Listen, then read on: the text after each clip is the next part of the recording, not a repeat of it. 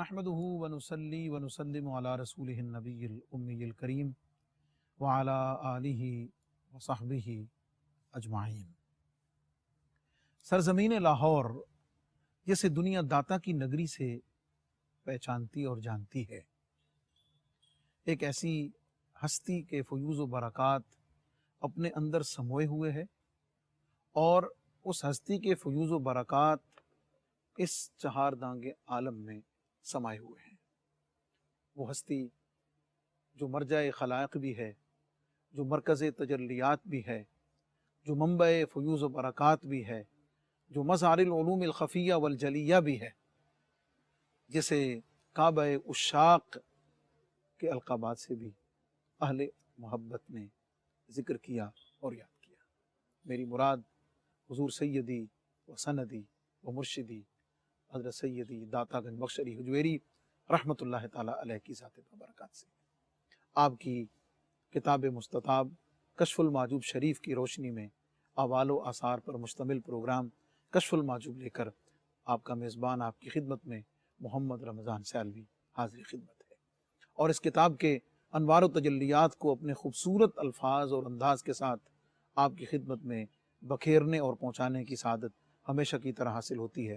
میرے معزز مہمان اور آپ سب کی جانی پہچانی شخصیت حضرت علامہ محمد شہزاد مجددی صاحب، السلام علیکم ورحمۃ اللہ وبرکاتہ۔ ہم کشف المحجوب شریف کا 11واں باب، جس میں حضرات ائمہ تبع تابعین رضوان اللہ تعالی علیہم اجمعین کا ذکر ہے، اور اس میں ہم کشف المحجوب شریف کے خاص اسلوب میں ذکر کر رہے ہیں۔ حضرت طیفور بن عیسیٰ جسے دنیا حضرت بایزید بستامی رحمۃ اللہ علیہ کے نام سے یاد کرتی ہے، یہ آپ کے ذکر پاک کی ہمیشہ سے برکت ہے، اور حضور فیض عالم کا ایک عمومی فیض ہے کہ آپ کا ایک ایک ارشاد اور ایک ایک لفظ معانی سے بھرپور ہے، جس کی تشریح اور توضیح میں وقت کے گزرنے کا احساس بھی نہیں ہوتا۔ قول مبارک حضرت بایزید بستامی رحمۃ اللہ تعالیٰ علیہ کا، جس کی تشریح اور توضیح پھر حضور فیض عالم داتا گنج بخش رحمۃ اللہ تعالیٰ علیہ نے فرمائی، وہ یہ کہ طبیعت اور نفس جو ہے وہ علم کے مقابلے میں جہالت کی طرف جلدی اور زیادہ مائل ہوتی ہے، اور فائدہ یہ ہوتا ہے کہ جاہل آدمی بغیر تدبر کے کوئی بھی کام آسانی سے کر جاتا ہے، لیکن اس کے مقابلے میں علم اور علم کا پہلا نتیجہ یہ حاصل ہوتا ہے کہ عالم کوئی بھی قدم بغیر فکر کے، غور کے اور تدبر کے نہیں اٹھا سکتا۔ اور اسی کے تسلسل میں حضور فیض عالم کا یہ ارشاد ہے کہ شریعت اسلامیہ کا راستہ اور اس کی پلسرات اخروی پلسرات سے کہیں زیادہ باریک اور پرخطر ہے۔ یہ یعنی اس کو میں خاص طور پر اس لیے بھی آپ کے سامنے رکھنے لگا ہوں کہ خود آپ نے بھی ارشاد فرمایا کہ طبیعت چونکہ جہالت کی طرف مائل ہوتی ہے، اور ہم مطلب کہیں نہ کہیں ہم بھی مبتلا ہیں، اللہ ہم سب کی اصلاح فرمائے، بہتری کی طرف رہنمائی فرمائے، لیکن عمومی طور پر جو داعیان تصوف ہیں ان کے حوالے سے اور عمومی لوگوں کے لیے اس میں جو سبق ہے وہ یہ ہے کہ جو غور طلب بات ہے کہ شریعت اسلامیہ کا راستہ یہ پہلے ہے، مقدم ہے، ضروری ہے، لیکن اس کے ساتھ ساتھ یہ پلسرات جو اخروی ہے اس کے مقابلے میں خطرناک بھی ہے اور باریک بھی ہے۔ درست۔ بسم اللہ الرحمن الرحیم، الحمدللہ رب العالمین، والصلاة والسلام علی اشرف الانبیاء والمرسلین وعلی آلہ وصحبہ اجمعین۔ مفتی صاحب حضرت حکیم سنائی غزنوی رحمۃ اللہ علیہ بہت بڑے امام گزرے ہیں، داتا صاحب کے معاصرین میں سے تھے، اور بہت بڑے شاعر بھی تھے فارسی کے۔ انہوں نے حضرت بایزید بستامی رحمۃ اللہ کی شان میں شعر کہا، مجھے یاد آ رہا ہے بہت۔ آپ فرماتے ہیں کرنہا بایت جتا از لطف حق پیدا شود، کرنوں لگتے ہیں، صدیاں لگتی ہیں کہ اللہ کے فضل و کرم سے کوئی ایسا مرد حق پیدا ہو، با یزید اندر خراساں یا اویس اندر کرن۔ اللہ، تو ایک تو یہ بات یاد رکھنی چاہیے کہ یہ روز روز پیدا ہونے والے لوگ نہیں ہیں۔ ان با کمال لوگوں کا تذکرہ، ان کی گفتگو، ان کی باتیں، یہ رحمت الہی کے نزول کا سبب ہیں، اور رحمت الہی کے حصول کا بھی سبب ہے۔ تو جب حضور داتا گنج بخش علی حجویری رحمہ اللہ کی اس کتاب کشف المحجوب کا ایک بہت بڑا کریڈٹ یہ ہے کہ اس کو بطور وظیفہ بھی پڑھا جا سکتا ہے۔ بزرگان دین کا تذکرہ، ان کا نام لینا اور ان کی حکایات اور ان کے اقوال، بعض لوگ کہتے ہیں ہمیں سمجھ نہیں آتا، تو آپ اس کو پڑھتے رہیے اور پھر یہ پروگرام دیکھتے رہیے انشاءاللہ العزیز۔ وہ جو بہت ساری چیزیں ہیں ابھی تک گتھیاں نہیں سلجھی تھیں، وہ انشاءاللہ العزیز ان کے نگاہ کرم سے یہ کھلیں گی، کیونکہ تصرف صاحب کتاب ہی کا ہوتا ہے۔ تصوف میں یہ اصول ہے کہ آپ کسی بھی بزرگ کی جب کتاب کھولتے ہیں تو اس بزرگ کی روحانیت آپ کی طرف متوجہ ہوتی ہے اور ان کا روحانی تصرف جو ہے وہ آپ کے ساتھ شامل ہو جاتا ہے، تو گتھیاں سلجھتی ہیں۔ اب یہ جو نازک ترین مقام ہے اس پورے چیپٹر کا، جی، حضور داتا صاحب رحمۃ اللہ تعالی علیہ کا جو تبصرہ ہے اور ایک امام تصوف کا تبصرہ ہے، اور آپ نے یہ فرمایا کہ شریعت مطہرہ کا جو راستہ ہے وہ پل صراط سے بھی زیادہ نازک اور خطرناک ہے۔ اب اس کی وجہ کیا ہے؟ حضرت سعدی فرماتے ہیں محال است سعدی کے راہ صفا، تمام رفت جز در پے مصطفیٰ، خلاف پیمبر کسے راہ گزید کہ ہرگز بمنزل نہ خواہد رسید۔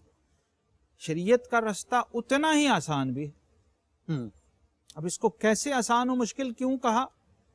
اگر تو آپ بغیر علم کے چل پڑے ہیں تو میں اس کی مثال مفتی صاحب ایسے دیتا ہوں کہ آپ کی گاڑی پجارو یا بڑی لینڈ کروزر ہے لیکن اس کی ہیڈ لائٹس نہیں ہیں، تو آپ بغیر ہیڈ لائٹس کے جناب جب مین ہائی وے پہ چڑھیں گے تو نتیجہ تو معلوم ہے، اندھیرا ہوگا، رات ہوگی، پھر آپ کہاں جائیں گے؟ منزل پہ جائیں گے یا تو خدا نہ خواستہ کسی کھائی میں گریں گے۔ یہی صوفیہ بار بار سمجھا رہے ہیں کہ بھائی یہ جو معرفت الہی کا رستہ ہے اس کی دو ہیڈ لائٹس علم قرآن اور سنت ہے، سبحان اللہ، اس کو آپ نے ساتھ لے کے چلنا ہے، تب کیا ہوگا؟ منزل آسان ہو جائے گی، روشنی میں کے ساتھ آپ طے کریں گے۔ دوسری بات اس میں ایک بہت اہم اور بنیادی وہ یہ ہے کہ آپ نے اس راستے پہ خود بخود نہیں چلنا، کسی مرشد اور راہبر کی رہنمائی میں چلنا، یہ لوازمات طریقت میں سے، اس کے بغیر آپ یہ راہ کبھی طے نہیں کر سکتے۔ وہ باریک اسی لیے ہے، خود حضور داتا گنج بخش علی حجویری رحمہ اللہ جیسی ہستیاں، حضور غوث اعظم رضی اللہ تعالیٰ مادرزاد ولی، جی، کیسے مشائخ کے پاس، شیوخ کے پاس، بزرگوں کے پاس وقت گزارا، کیسے علوم پہلے حاصل کیے، اس کے بعد مجاہدات کیے، ریاستیں کیں، مشائخ کے زیر تربیت رہے، گویا عمریں لگائیں، تب جا کے وہ غوث اعظم اور گنج بخش بن کے ہمارے سامنے اور غریب نواز بن کے سامنے، ایسے ہی 1-2-4 دن میں چھو منتر کر کے یہ نہیں ہوا ہے۔ اسی پل صراط سے، اسی باریک ترین رستے سے وہ لوگ گزرے ہوئے ہیں، گزرے تو اس نتیجے پر پہنچے ہیں کہ بھائی یہ اتنا آسان بھی نہیں ہے کہ آپ طریقت کا لبادہ اوڑھیں اور شریعت کو خیر بات کہہ کے صرف نظر کر کے سمجھیں کہ ہم منزل مقصود پہ پہنچ جائیں گے۔ نہیں، طریقت کو مس یوز نہ کریں، طریقت کی ڈھال کے پیچھے چھپ کر شریعت سے دامن چھڑانے کی کوشش نہ کریں، یہ نفس کی بہت بڑی واردات ہے، بہت بڑی چوری ہے، بہت بڑا ڈاکہ ہے، وہ آپ کو لوٹ لے گا جو کچھ آپ کے پاس ہے۔ اس سے خبردار کر رہے ہیں کہ صوفی کا کمال کیا ہے، کہ صوفی اور طریقت کہتے کسے؟ حضرت بایزید بستامی رحمہ اللہ نے جو بات فرمائی ہے اسی میں اس کا جواب ہے۔ طریقت کہتے ہیں شریعت پر کامل طور پہ عمل کرنا، جی، جب آپ اس پہ عمل کریں گے تو پھر آپ کو سمجھ آئے گی کہ آپ غیر مشروع جو مجاہدات کر رہے تھے اس میں اور شریعت کے بتائے ہوئے مجاہدے میں کیا فرق ہے اور کیا نتائج میں فرق ہے، اس کے ثمرات میں۔ یہ تجربہ کرنے کی بات ہے۔ جو شخص خلاف شرع روحانی حظ اور لذت کا بھی، روحانی حظ اور لذت کا، تقرب الہی کا، برکات کا، نزول رحمت کا، قلبی مختلف سکون کا، کیفیات، ایون کہ جو آپ کے پاس بیٹھا ہے، جو آپ سے وابستہ اور جڑ رہا ہے، اس تک بھی وہ فیض و برکات منتقل ہو رہے ہوں گے۔ دوسری صورت میں کیا ہوگا؟ نفس و شیطان کے قبضے میں آپ ہوں گے اور جو آپ کے ساتھ جڑے گا وہ بھی نفس و شیطان کے قبضے میں آ جائے گا۔ تو باریک راستہ اسی لیے ہے اور خطرناک راستہ اسی لیے ہے کہ بغیر علم کے اور بغیر راہبر کے آپ نے اس راستے پر اگر چلے تو تباہی اور ہلاکت کے سوا کچھ حاصل نہیں۔ سیدنا جنید بغدادی رحمۃ اللہ کو کسی نے کہا جی وہ فلاں خلاف شرع صوفی ہے اور کہتا ہے میں تو واصل ہو چکا ہوں، میں پہنچ گیا ہوں۔ فرمایا ہاں ہاں وہ واصل ہو گیا، پہنچ گیا ہے، کہاں؟ انہوں نے کہا جہنم میں، اور کہاں؟ اللہ، جہنم واصل ہو، اور جو اس کو فالو کرے گا وہ بھی جہنم ہے۔ تو اس کو جو باریک کہا گیا، شریعت کے راستے کو پل صراط سے باریک کہا گیا، اس باریک کہنے میں کیا؟ باریک کہنے میں مفتی صاحب جو حضرت کعب احبار رضی اللہ تعالیٰ عنہ کا اور فاروق اعظم کا جو مکالمہ ہے نا، اس کو ذہن میں تازہ رکھنا چاہیے۔ ان کا حضور یہ فرمائیے کہ تقویٰ کیا ہے؟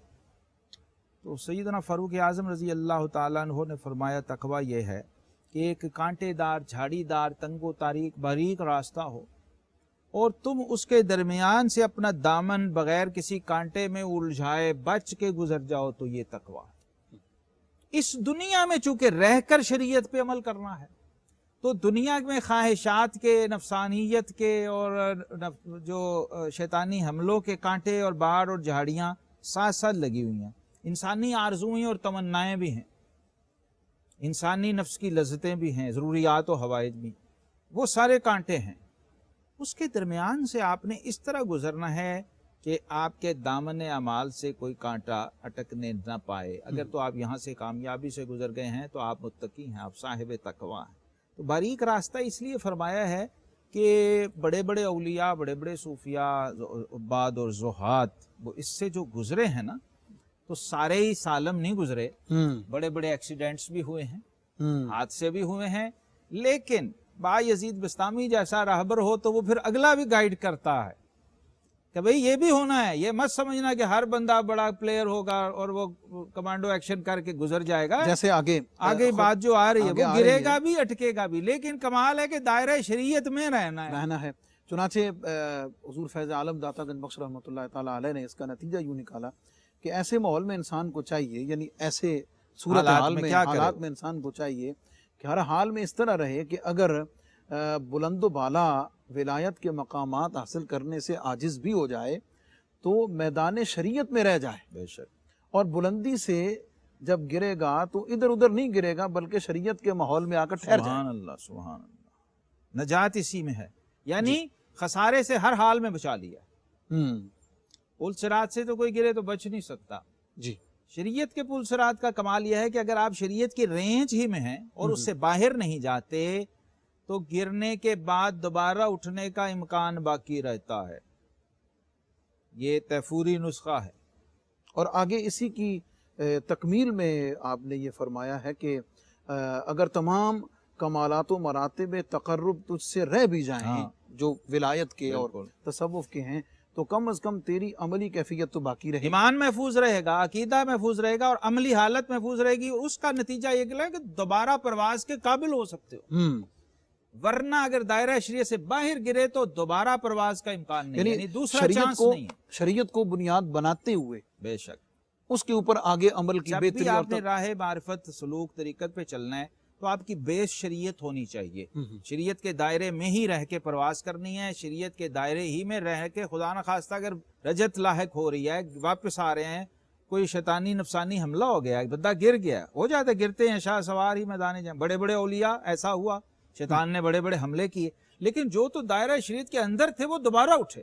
پھر انہیں، کیونکہ یہ شریعت کا کمال ہے کہ وہ دوبارہ موقع دیتی ہے اٹھنے کا، کیونکہ شریعت کے پاس اتنی انرجی ہے، اتنی قوت و طاقت ہے قرآن و سنت کے ساتھ وابستگی میں کہ دوبارہ آپ کے پر پرواز کے قابل ہوتے ہیں۔ اگر آپ شریعت سے باہر گرے تو نفس و شیطان دوبارہ اٹھنے نہیں دے گا۔ شریعت بنیاد ہے تمام تر مقامات و منازل تصوف کی، اور اس میں تنزلی کے نتیجے میں اگر بنیاد شریعت ہے تو سالک اور صوفی محفوظ ہے اور اس دائرہ شریعت کے اندر ہے، اور ایمان اس کا محفوظ ہے اور نجات یقینی ہے۔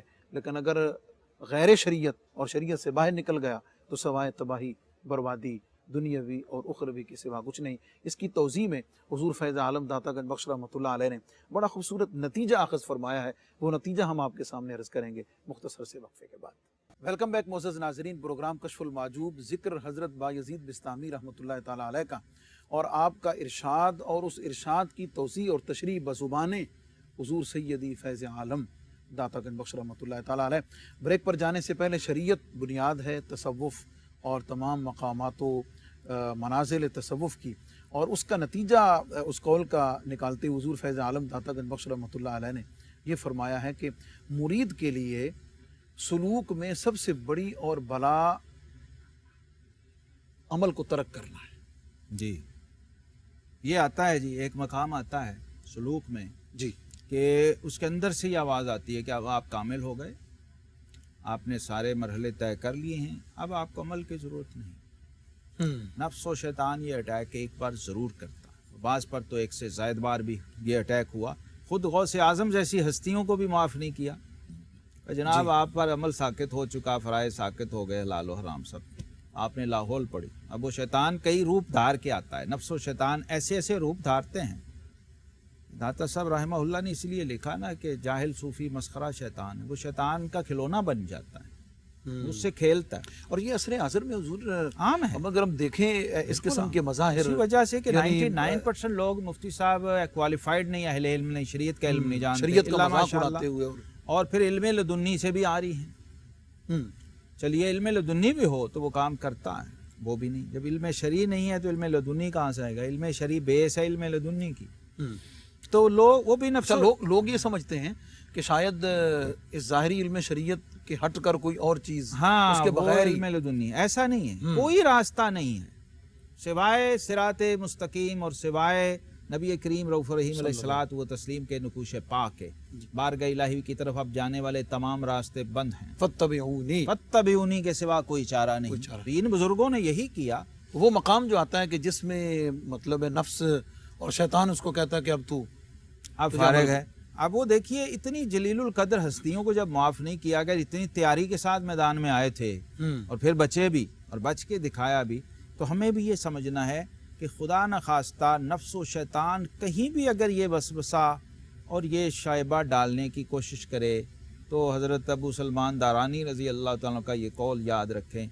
वो फरमाते हैं जब भी मेरे ऊपर कोई हाल, कोई ख़तरा, कोई वसवसा आता है तो मैं शरीयत कोर्ट में पेश करता हूँ, शरीयत के कटहरे में खड़ा हो जाता हूँ जाके, जनाब मेरे ऊपर ये बूता है, फैसला कुरान और सुन्नत से लेता हूँ, कुरान और सुन्नत से उसकी राह। वो क्या कहते हैं, अपने अहवाल को शरीयत की कसौटी पर चेक करना ये लाजिम लाजिम लाजिम है हर सूफ़ी सालिक पर, या वो अपने शेख और मुर्शिद के ज़रिए या अपने किसी मुरब्बी या साहिब इल्म हस्ती के ज़रिए उसको पहले वेरीफाई करेगा कि जनाब मेरे साथ ये वाक़या, ये कश्फ, ये ख्वाब, ये इशारा मुझे हुआ है, अब मैं क्या करूं?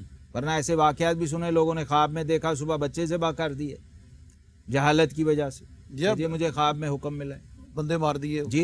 ये वो जहालत है, वो जाहिलियत है जो तसव्वुफ़ के नाम पे प्रमोट हो रही है। इस्लामी तसव्वुफ़ का इससे कोई ताल्लुक़ नहीं है। इस्लामी तसव्वुफ़ तो वो बता रहा है जो बायज़ीद बिस्तामी रहमहुल्लाह किसी की दीवार के सहारे से भी उठ रहे हैं तो जाकर उसका शुक्रिया अदा कर रहे हैं। सुभान। और आखिर में इस इरशाद के बिल्कुल इख्तिताम पर आपने ये फरमाया है कि शरीयत मुतहरा की इत्तिबा और उसके मातहत मामला रखने में मुद्दाइयान विलायत व करामत के तमाम दावा गुम हो जाते हैं। बिल्कुल, बहुत बड़ी कसौटी है ये, ख़त्म हो जाते हैं और तमाम इंसान अपनी लिसान से जो पर्दा डालकर लोगों को गुमराह करते फिरते हैं वो बराना हो जाते हैं। ये बहुत बड़ी बात कर दी है, नतीजा निकाल दिया बेशक, यानी उस पर अमल का जो आगे अमली ज़िंदगी में जो उसका ज़हूर है, अमल से ज़िंदगी बनती है, जन्नत भी जहन्नम भी, ये खाकी अपनी फितरत में न नूरी है न नारी है। सूफिया ने इसको समझाया एक ही जुमले में, कहते हैं अल इस्तिकामत फौकल करामा। जी भाई ये करामत, ये वाक़या, ये फ़लाँ, ये चीज़, इसकी कोई हैसियत नहीं है जब तक कि इस्तिकामत लशरिया नहीं है।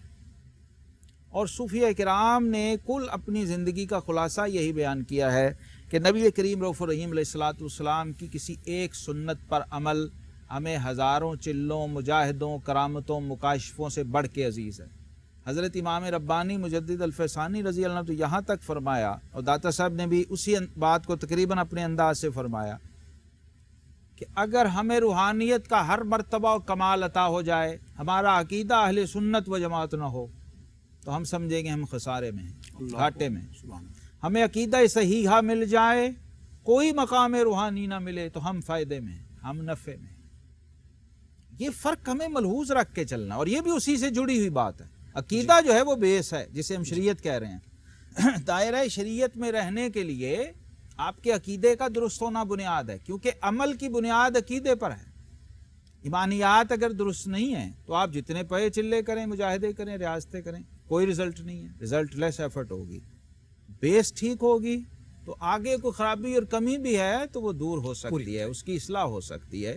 اس لیے بنیاد یہ دی کہ عمل جو ہے وہ بتائے گا آپ کا علم کیا ہے، اور علم بتائے گا آپ کا عمل کیا ہے۔ یہ دونوں اصل میں لازم و ملزوم ہیں، دو پر ہیں جن سے آپ نے پرواز کرنی ہے۔ اور تیسری چیز پھر ان میں اخلاص، پیورٹی اور اخلاص، وہ انویزیبل ہے، وہ ہے وہ باریکی، وہ پل صراط جو بندے اور رب کے داد صاحب نے اشارہ کیا۔ اب وہاں کسی نے تجھے کچھ نہیں کہنا، کسی نے کچھ نہیں پوچھنا، تیرے اور تیرے رب کے درمیان کا معاملہ ہے۔ اور اس میں مفتی صاحب وہی پورا اتر سکتا ہے جو با یزید بستامی جیسے اخلاص کا حامل شخص اور ان کے طریق پہ چلنے والا نقش قدم۔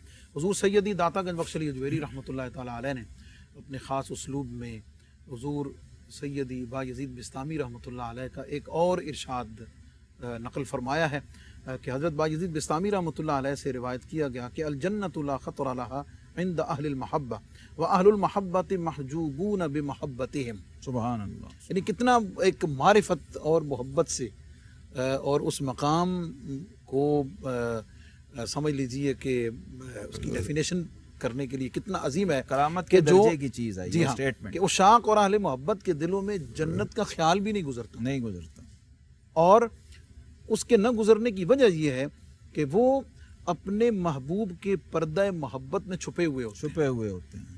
ہاں ہاں، اللہ تبارک و تعالیٰ کا ایک فرمان کتب صوفیہ میں ہے، امام راضی نے بھی اس کو نقل کیا ہے کہ اولیائی انا اولیائی تحت قبائی لا یعرفہم سوائی۔ اللہ اکبر، سبحان اللہ۔ میرے اولیاء میری قبا کے پردے میں چھپے ہوتے ہیں، ان کو میرے سوا کوئی نہیں پہچان سکتا۔ وہ جو محبت الہی کا پردہ ہے جسے آپ نے حجاب فرمایا ہے، اس کے سائے میں جب مرید و سالک اور صوفی اور محب اور ولی جاتا ہے نا مفتی صاحب، اب یہ بات ہمیں ذرا لفظوں حرفوں سے اوپر جا کے سمجھنی پڑے گی جی چونکہ حال ہے جی، جس کو آپ نے کال میں بند کر دیا، خالص حال ہے، مجرد حال ہے، مقام تجرید ہے یہ جی، تجرید فی توحید۔ تو فرماتے ہیں اس لذت کے مقابلے میں جب تقابل کرتا ہے جنت کی لذت کا، اور اس کی سند بھی قرآن پاک میں حدیث پاک میں موجود ہے، تو پھر جنت کا خیال نہیں گزرتا اسے، کیونکہ انسانی فطرت اور طبیعت کا یہ مسئلہ ہے کہ وہ 5 mg اگر کھا لے تو اس کے بعد 2 mg اس پہ اثر نہیں کرتا، جی، 10 کھا لے تو 5 کام نہیں کرتا، وہ اسے جچتا بھی نہیں ہے کہ بھئی اب تو یہ اتنے ملی گرام کا عادی ہو گئی نا طبیعت، جی جی، اب اس سے اوپر کی چیز آئے گی تو پھر اس کی تسلی ہوگی، افاقہ ہوگا یا فائدہ ہوگا جس بھی قسم کی وہ خوراک لے رہا ہے۔ روحانیت میں بھی ایسا ہی ہے بھئی، جنت کوئی چھوٹی معمولی چیز نہیں ہے، آخری منزل مقصود ہے سب کی۔ اس سے بھی تقابل کسی چیز کا ہو سکتا ہے تو وہ صوفی کر سکتا ہے، اور انہوں نے کر کے دکھایا، وہ محبت الہی اور دیدار الہی کا ہے، اور یہ جنت میں بھی ہوگا۔ ساری جنت نعمتوں سے جب فیضیاب ہو لیں گے جنتی تو کہیں گے بھی اب اور کیا ہے، وَرِضْوَانٌ مِّنَ اللَّهِ أَكْبَرُ، رضوان من اللہ اکبر۔ اور پھر اللہ تبارک و تعالیٰ کا لَهُمُ الزِّيَادَةُ، وہ جو زیادہ کی تفسیر ائمہ نے کی ہے وہ کیا ہے؟ جنت کی سب چیزوں کے بعد وہ دیدار الہی، مشاہدہ ذات، کلام الہی، محبت الہی، تو اس کا پرتو ہے یہ تعلق جو بندے کو دنیا کے اندر محبت الہی کی شکل میں جب نصیب ہوتا ہے تو اس کے مقابلے میں پھر جنت اسے جچتی نہیں ہے، کیونکہ وہ اب محبت الہی کے غلبے کے اندر محجوب ہو چکا۔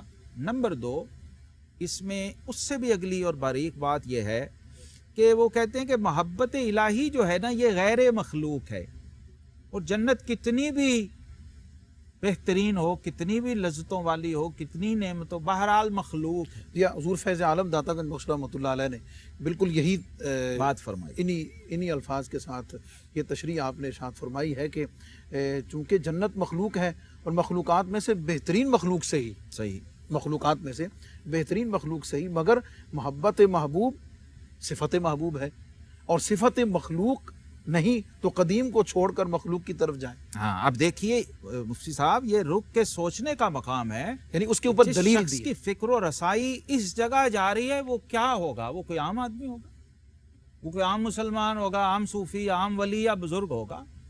یہ وہ مقاصد ہیں جو یزکیہم سے جڑے ہوئے ہیں، جو الٹیمیٹ ٹارگٹ ہے ایک مسلمان کی زندگی جنت کی کا. محبت کو بھی چند نکال کر لائنوں اور لفظوں میں ہمیں وہاں پہنچانے والے یہ لوگ جی کتنے بڑے اور عظیم محسن ہیں ہمارے، کہ قرآن سنت 1400 سال کے ریاضتوں مجاہدوں کے نتائج چند سطروں اور لائنوں میں ہم تک پہنچائے، تب کشف المحجوب کی شان سمجھ آئے گی. سبحان اللہ. جب ہم ان باریکیوں کو ذرا رک کے ان پہ غور کر کے سمجھیں گے کہ سبحان اللہ یہ کس درجے کے لوگ تھے، کیا یہ انسان تھے کہ فرشتے تھے، کیا ملکوتی صفات لوگ تھے، سبحان اس اللہ. دنیا ہی میں رہے ہیں اور خبریں اس دنیا کی دے رہے ہیں. مفتی صاحب ابھی ہم جنت میں کوئی گیا جی ہاں، تو نہیں لیکن نا، جنت میں جانے سے پہلے ہی بایزید بستامی یہ فرما رہے ہیں کہ جنت کی طلب کو ہاں. چھوڑو. تو اس کا مطلب ہے کہ جنت وہ والے کی جنت سے طرف- زیادہ بڑی لذت چکھ چکے تھے جنت میں جائے بغیر. بغیر. نبی رحمت صلی اللہ علیہ وسلم نے فرمایا نا کہ قرۃ عینی جعلت قرۃ عینی فی الصلاۃ، میری آنکھوں کی ٹھنڈک نماز میں رکھی گئی ہے. وہ کیا ہوگی جو رحمت عالم، آپ تو جنت دیکھ کے بھی آئے ہیں، مشاہدہ کر کے آئے ہیں، وہ فرما رہے ہیں میری آنکھوں کی ٹھنڈک نماز میں رکھی گئی ہے. حضرت مجدد الفسانی رحمۃ اللہ کسی نے کہا کہ حضور مرنے کے بعد جب جنت میں جائیں گے وہاں نماز وغیرہ کوئی نہیں ہوگی تو آپ پریشان ہو گئے، اعمال وغیرہ تو وہاں نہیں ہوں گے. تو آپ فرمانے لگے اچھا جنت میں نماز نہیں ہوگی؟ کہا جی نہیں. تو فرمایا جنت میں مزہ کیا آئے گا؟ ہاں سبحان اللہ. اچھا ہم سن گئے چلو شکر ہے جی نماز.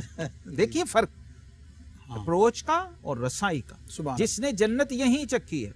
یہاں پھر یہ سمجھ لینا چاہیے صوفیاء کا جو نقطہ نظر ہے، ہمارے علماء مفسرین قاضی ثناء اللہ پانی پتی رحمہ اللہ نے کہا کہ ایک صورت جنت ہے، ایک حقیقت جنت ہے. جو لوگ صورت اعمال تک رہے ہیں وہ صورت جنت سے مستفیض ہوں گے، اور جو حقیقت اعمال تک پہنچے ہیں وہ حقیقت جنت سے مستفیض. اللہ اکبر. صورت اعمال اور صورت جنت، حقیقت اعمال اور حقیقت جنت. حضور فیض عالم داتا گنج بخش رحمۃ اللہ علیہ نے جو تشریح حضرت بایزید بستامی رحمۃ اللہ علیہ کے ارشاد کی فرمائی ہے، آپ نے سادہ اور بڑے علمی انداز میں آپ نے سماعت کی ہے. اس پر ایک نتیجہ حضور فیض عالم نے مرتب فرمایا ہے. بڑے مختصر انداز میں ہم آپ کی خدمت میں عرض کر کے آگے بڑھیں گے، لیکن ایک مختصر سے وقفے کے بعد. اسٹے ود اس.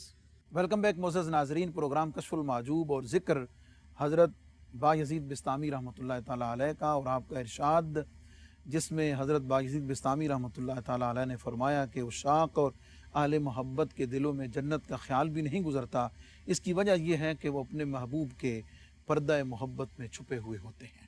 اور اس کا نتیجہ اور اس پر گفتگو آپ نے سماعت کی. اور حضور فیض عالم داتا گنج بخش رحمۃ اللہ علیہ فرماتے ہیں کہ اس بحث میں ایک بڑی آفت آپ نے اس کو تعبیر فرمایا ہے، آپ اس کی وضاحت فرمائیں گے. وہ یہ کہ دوستی میں ایک مرید ہے اور ایک مراد ہے، دونوں ضروری ہیں. ٹھیک. مرید اور مراد، ایک محب ہے ایک محبوب ایک محب ہے ایک محبوب ہے. تو اب اگر مرید حق ہے تو بندہ مراد ہے، ٹھیک. اور اگر مراد حق ہے تو مرید بندہ ہے. اور آگے اس کی تشریح اور توضیح میں ان دونوں احتمالات کو سمویا ہے. اس کی تھوڑی تشریح اور توضیح تاکہ ان الفاظ کی وضاحت جو کشف المحجوب شریف ہمارے ناظرین ناظرات سامنے لے کر بیٹھے ہیں وہ اس کو اچھی طریقے سے سمجھ سکیں. سیدنا بایزید بستامی رضی اللہ تعالیٰ عنہ نے مرید کی ایسی تعریف کر دی ہے مفتی صاحب. جی. اللہ اکبر. پھر آج میرا دل چاہ رہا ہے ان کو پھر سیلیوٹ اور سلام کرنے کا. وہ تعریف جو یاد آئی ہے ایک ہی جملے میں فرمایا المرید لا یرید. اللہ اکبر. سبحان اللہ. المرید لا یرید. لا یرید. حالانکہ مرید کا ڈکشنری معنی تو بتا رہی چاہنے ہے والا، ہی، اس کے ارادہ بغیر. کرنے والا. جی ہاں. وہ فرماتے ہیں ڈکشنری لغت میں ارادت رکھنے والا ہے اور حقیقت میں ارادے کو ترک کرنے والا. اور یہاں ارادے سے مراد اپنی خواہشات، اپنا سب کچھ، اپنی مرضی منشا، اپنی مرضی ہر منشا، چیز ذات، فنا ہر ختم، چیز. خود ذات بھی ختم. اچھا آواز آئی بارگاہ الہی سے سیدنا بایزید بستامی رحمہ یا بایزید ماذا ترید. اے بایزید کیا چاہتا ہے؟ جواب سنیے سیدنا بایزید بستامی رحمہ جواب دے رہے ہیں ارید اللہ ارید. مولا میں چاہتا ہوں کچھ نہ چاہوں. اللہ اکبر. سبحان اللہ. میری چاہت اور میری خواہش ختم.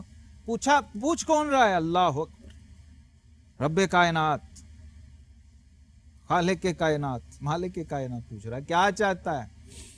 حضرت احمد بن خضروہ بلخی رحمۃ اللہ تعالیٰ آپ کے معاصرین میں بہت بڑے ولی کامل گزرے ہیں. وہ کہتے ہیں میں نے خواب میں اللہ تعالیٰ کا دیدار کیا تو اللہ تعالیٰ نے فرمایا کہ احمد بن خضروہ تم میں سے جو بھی آتا ہے نا میرے پاس وہ مجھ سے کچھ نہ کچھ مانگتا ہے، لیکن بایزید عجیب ہے، وہ مجھ سے کچھ نہیں مانگتا، مجھے ہی مانگتا ہے. سبحان. اور شاید اسی کو حضور فیض عالم نے تعبیر یوں فرمایا ہے کہ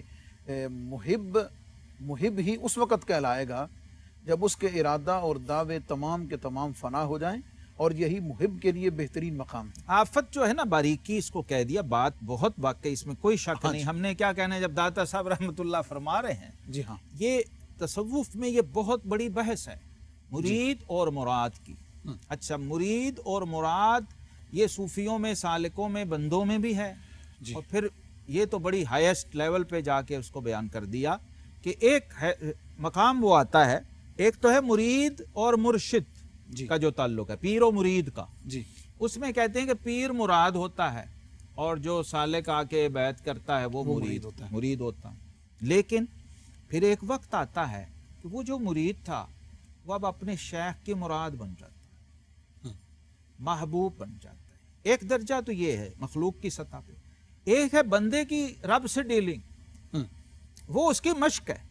پیر مرید کا جو تعلق ہے نا مفتی صاحب، میں یہاں کھول دوں اس بات کو لوگوں کے لیے رہنمائی کے، وہ ایکسرسائز اصل میں، اور وہ مقصود بھی ذات نہیں ہے. تم تحبون اللہ فتبعونی، مشق، ٹریننگ فتبعونی میں ہوگی، اور اس کے بعد یحببکم اللہ، براہ راست ڈیلنگ شروع ہوگی. تو اصل میں نبی اور ولی کا کام کیا ہے؟ بندے کو رب سے ملانا. وہ وسیلہ اور سورس ہیں. اچھا، اس کے لیے مشق چاہیے، فنا فی الشیخ، فنا فی الرسول، پھر فنا فی اللہ. یہ وہ ہو رہی ہے کہ بھئی آخر تو نے رب سے مرید و مراد کا تعلق قائم کرنا ہے، تو نے مرید ہونا ہے، رب نے مراد ہونا ہے. تو اس میں اصول یہ ہے کہ سر تسلیم خم ہے جو مزاج یار میں آئے. یہاں تک پہنچنا، مقصود اور مدعا بلا شبہ، لا مطلوبہ الا اللہ، لا مقصودہ الا اللہ، لا معبودہ الا اللہ، اور لا موجودہ الا اللہ. یہاں تک پہنچنا آپ نے. اچھا، انسانی فطرت جس کے بالکل الٹ ہے، وہ کہتا ہے مراد تو میں ہوں. نفس کہتا ہے میں مراد ہوں. عرش بنا، کرسی بنی، جنت بنی، اور آسمان زمین بنے، سب نے کو پوچھا اللہ تعالیٰ نے، ہاں بتا تو کون ہے؟ میں کون ہوں؟ اس نے کہا جی میں آسمان ہوں، آپ اللہ رب ہیں خالق، میں زمین ہوں، آپ خالق. لیکن جب نفس کو بنایا تو فرمایا بتا میں کون ہوں؟ اس نے کہا اللہ تو ہے اور میں ہوں. یہ اس کو پکڑنا ہے جا کے، باج فقیراں کسے نہ مارے آئے ہو چور اندردہ ہو. وہ یہاں تک جب پہنچتے ہیں تو یہ حقائق کھلے ان صوفیاء پر، اولیاء اللہ پر، کہ بھائی تو مراد نہیں ہے، مراد وہ ہے، خواہ وہ تجھے مراد کہہ بھی دے. دیکھیے اللہ کی یہ شان کریمی ہے کہ وہ خود ان اللہ یحب التوابین، ان اللہ یحببکم اللہ المتطہرین یحببکم. اس کا مطلب یہاں وہ محب ہے، یہاں وہ محب ہے. وہ جو مولانا حسن رضا علیہ رحمہ نے کہا نا کہ اللہ کا محبوب بنے جو تمہیں چاہے، اور اس کا تو بیان ہی نہیں کچھ تم جسے چاہو. سبحان. تو اب سوچئے کہ آپ نے محب بن کے پھر محبوب بننا ہے، محبت کے راستے پہ چل کے محبوبیت کا مرتبہ پانا ہے. لیکن حضرت امام ربانی مجدد الفسانی رحمہ اللہ، پھر مجھے یاد آ گئے، آپ کے شیخ کے صاحبزادوں نے، آپ کے مرید بھی تھے، انہوں نے آپ کی شان میں خط جب لکھا تو آپ نے فرمایا کہ بے شک خواجہ خواجگان خواجہ باقی باللہ رحمۃ اللہ مجھے خلافت دی اور بڑا میری تعریف کی، لیکن یہ یاد رکھنا کہ مجھے جو کچھ بھی ملا ہے آپ کے والد گرامی کی چوکھٹ پر سر رکھنے سے ملا ہے. سبحان اللہ.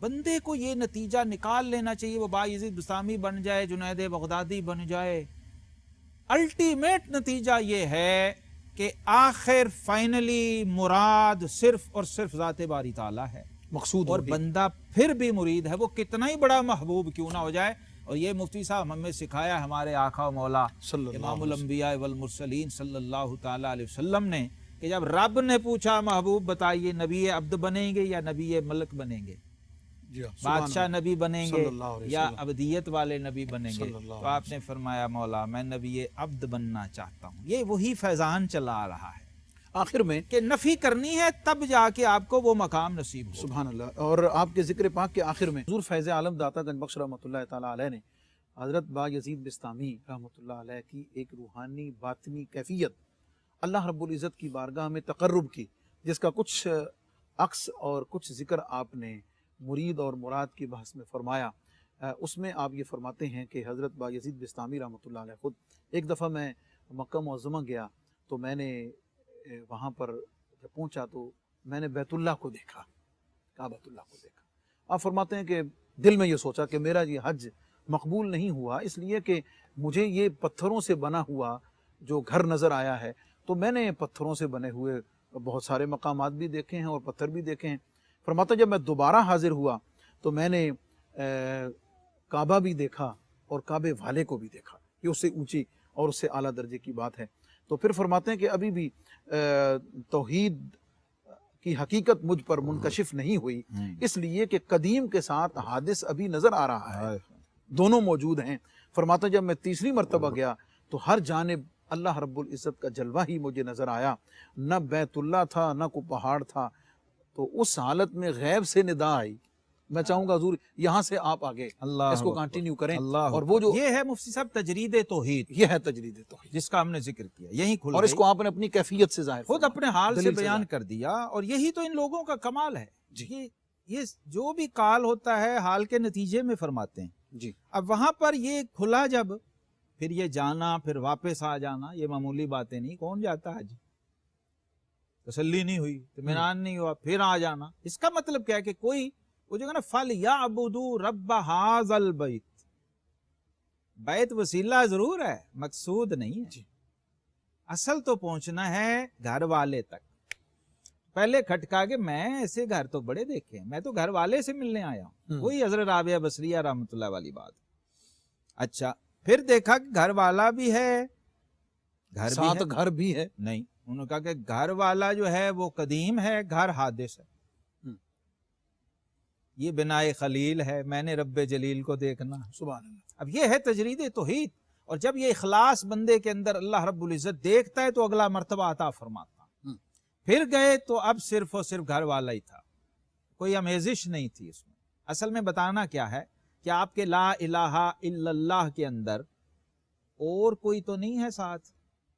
ला की नफी मुकम्मल है क्योंकि इस बात अल्लाह का ला की नफी से मशरूत है। लेकिन अगला जो जुमला आप खुद फरमाते हैं कि गैब से निदा आई कि ए बायजीद तू इस हालत में अगर अपने आप को भी न देखता तो कामिल तो ही, तो कामिल तो ही। अच्छा ये थी वो चीज जो अभी आप पे नहीं खुली थी, ठीक है ना। और वो खुली बार तो आप फरमाते हैं कि मैंने समझा कि अभी शिर्क की आलाइश और आमेजिश मुझसे खत्म और मैंने फौरन तौबा की और तौबा करने से भी तौबा की। अल्लाह। अच्छा तौबा करने से भी तौबा की और फिर तौबा करने से भी तौबा की। सैयदा राबिया बसरिया फरमाती हैं अस्तगफिरुल्लाह मिन किल्लत सिद्की फी अस्तगफिर। अल्लाह मैं अपनी इस तौबा से तौबा करती हूँ क्योंकि मेरी इस तौबा में वो प्योरिटी और वो सच्चाई नहीं थी जो इसमें होनी चाहिए। अच्छा इन्होंने तौबा से तौबा इसलिए की कि ताइब का वजूद साबित हो रहा है। ताइब साथ मौजूद, ताइब मौजूद। उन्होंने कहा नहीं तौबा खालिस होनी चाहिए, यानी अल्लाह अल्लाह को अल्लाह रहे ते तू ना रो। सुभान अल्लाह। और आखिर में शायद इसी की तरफ आपने शायद फरमाया कि इस मकाम पर वजूद का इस बात ही इंदस सूफिया शिर्क खालिस है। ये देखिए हजरत बायजीद बिस्तामी फरमाते हैं गलत तो फी इब्तिदाई फी अरबत अशिया, शुरू में मैं 4 चीजों में गलत फहमी में रहा। पहली क्या थी, तवहमतु अन्नी अज़कुरुहु, मुझे वहम था मैं अल्लाह अल्लाह ही करता हूँ, मैं ही अल्लाह का जिक्र करता हूँ। वारिफुहु व उहिब्बुहु व अतलुबुहु, जाकिर मैं हूँ, आरिफ मैं हूँ, मुहिब मैं हूँ, तालिब मैं हूँ। 4 चीजें थी।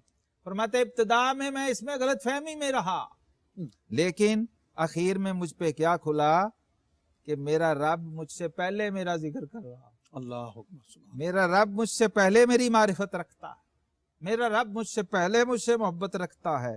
اور میری طلب سے پہلے وہ میرا طالب تھا تو میں اس کا طالب بنا۔ اللہ سبحان یہ اس راہ کی وہ باریکیاں اور نزاکتیں ہیں مفتی صاحب، کہ مبتدی چلا جب تو اور سوچ کیفیت تھی، جب منتہی ہوا تو پھر اور کیفیت، جب حقائق کھلے تو اسے سمجھ آئی کہ شروع میں بہت حضرت ساری بایزید چیزوں بستامی میں غلط فہمی رحمۃ اللہ تعالیٰ علیہ نے خود اپنی بات کو کس کیفیت سے اللہ شروع کیا، اور پھر صوفیاء کے درمیان وہ مرتبہ اور مقام حاصل کرنے کے بعد اسے اپنی اس کیفیت کے ساتھ پروف کر دیا کیا کہ اللہ رب العزت کے ہاں تقرب اور اللہ کے ہاں وہ منزلت اعلیٰ ترین حاصل ہوئی کہ جہاں پہ اپنے وجود کی نفی کے بعد بھی اللہ رب العزت کی بارگاہ سے محبوبیت کی ندا آنے پر بھی آپ اس کیفیت میں مبتلا ہوئے کہ میرے سوا کچھ بھی نہیں، پھر اپنے نفس پہ بدگمان ہے، پھر اپنے نفس پہ پھر بھی بدگمان یہی ہے کمال ہے۔ اور توبہ پر بھی تائب ہیں، اللہ توبہ پر بھی تائب ہیں۔ یہ وہ کیفیات ہیں جو حضور فیض عالم داتا گنج بخش رحمۃ اللہ تعالیٰ علیہ کے صدقے سے، آپ کی تعلیمات کی برکت سے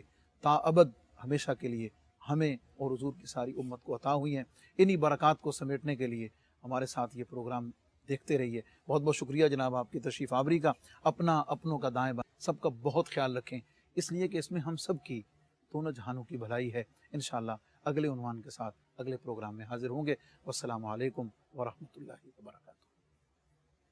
گنج بخش فیض عالم مظہر نور خدا ناقصارا پیر کامل کاملارا رہنما، بظاہر صورت انسان علی عثمان حجویری، بباطن جلوہ یزداں علی عثمان حجویری، بہار گلشن ایمان علی عثمان حجویری۔